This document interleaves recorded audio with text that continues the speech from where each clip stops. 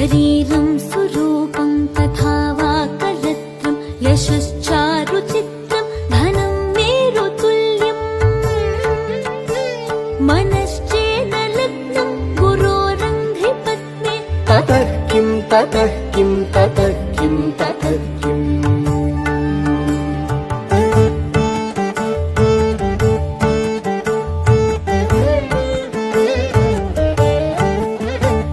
कलत्रं धनं पुत्रपौत्रादि सर्वं गृहं बान्धव सर्वमेतद्धि जातम् मनश्चेन्न लग्नं गुरोरङ्घ्रिपत्नी ततः किं ततः किं ततः किं ततः किम्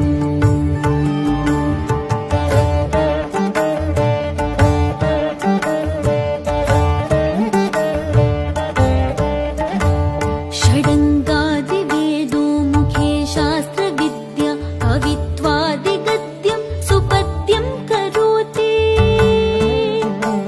मनश्चेन लग्नं गुरोरङ्घ्रिपत्ने ततः किं ततः किं ततः किं ततः किम्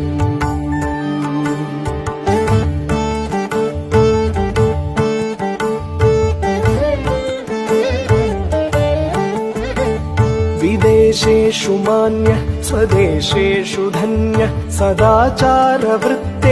मत्तो न चान्यः मनश्चेन्न लग्नं गुरोरङ्घ्रिपत्नी ततः किं ततः किं ततः किं ततः किम्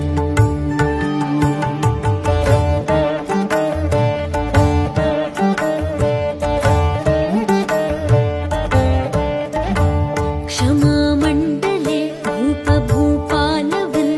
सदा सेवितं यस्य पादारविन्दम् मनश्चेन लग्नं गुरोरङ्घ्रिपत्ने ततः किं ततः किं ततः किं ततः किम्